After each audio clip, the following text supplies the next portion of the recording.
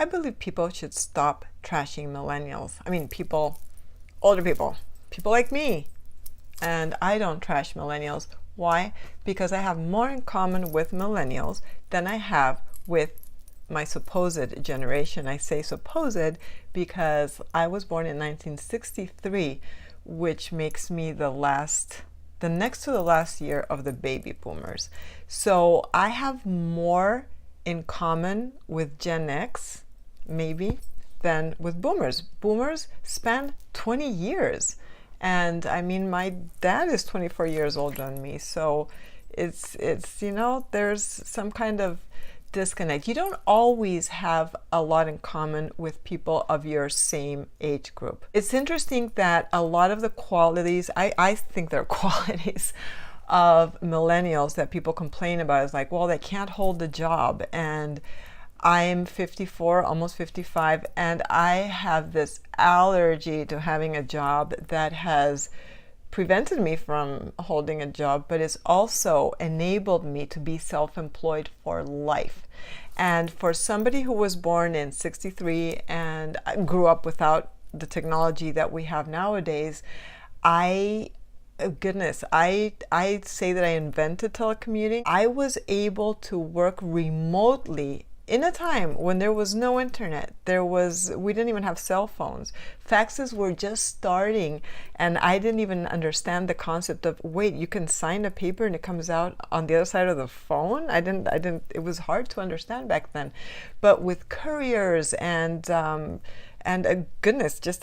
the willingness to work remotely and make it happen, I was able to, against all odds, work for myself, create a gig economy kind of thing for myself as a writer, as a freelance writer, a freelance translator, a freelance language interpreter, and many more things having to do with words, editor, etc.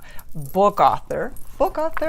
My latest book in English that you can read is Reach from Single Mom on Welfare to Digital Entrepreneur, which details the year that I lost everything in 2008, 2009, and how I reinvented my writing career online, because by the time that all this happened, I was 45 and I was unemployable because I was like one of the millennials who couldn't hold a job. Another thing that they say that millennials, that they want meaning from their jobs. Well, yeah, who doesn't want meaning from their jobs? They're not loyal. Says who? I mean, what does loyalty mean?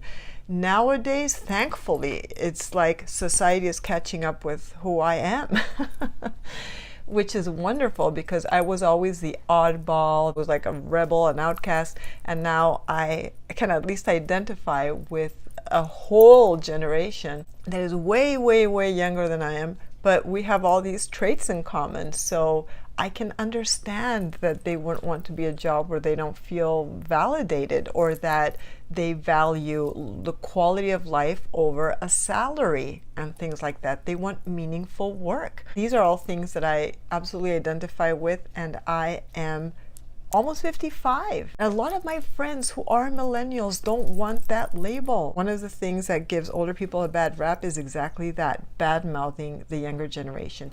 Even the super, super younger ones that are now, especially after what's happened, unfortunately, what happened in the tragedy in Parkland, and all these teens that are rising up and, creating a voice for change, and people are seemingly surprised that young people can be eloquent and and organize and do things, when boomers, for example, when they were young, somebody was young, also marched. And also, you see, I'm too young for that, because when people were marching for civil rights, I was being born. So even though I'm a part of that generation, I wasn't part of all that because I was born later. So I say that young people, older people, and everything in between, stop trashing each other. Young people are not a species. We're all young at some point. We're all middle-aged at some point. And if we're lucky enough, we'll all be old people at some point as well. It's almost like being friends with yourself at different stages in life. Now, try to see life through their lens, like listening to the music my kids listen to. My kids are teens. I was an older mom, and I was like, whoa, those lyrics, but the lyrics I listened to my dad, they sounded absolutely awful. I remember when I told my dad that I was going to a concert and I was 18. I mean, I should, by all standards, I was an adult, especially in Spain where I grew up.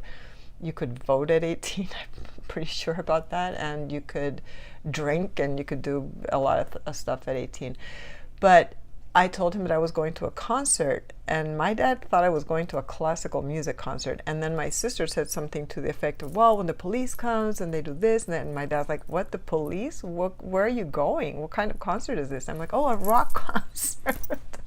Well, he thought it was horrible, and so it goes, and so on and so forth. I think we just forget. We forget what it was like when we were younger and how we were when we were younger. So to millennials, I apologize to you on behalf of all older people who are trashing you. And know that being a millennial, in my mind, is a mindset. It is a way of being. And some people, regardless of when they were born, we were just born to do something different in a different way, and that is that. There are a lot of older millennials who work for ourselves, who like to lead meaningful lives, who are not driven exclusively by money, and a lot of other things. We might not be loyal to a job, but we are loyal to our values, our work, our cause, our art, and our way of living. So I think that's a pretty cool thing, to live a life where you are true to yourself.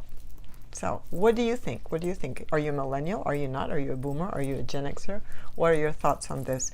If you liked this video, please subscribe. And if you didn't like it, then move on, look at my other videos, and maybe one of those others will interest you, and you can subscribe then.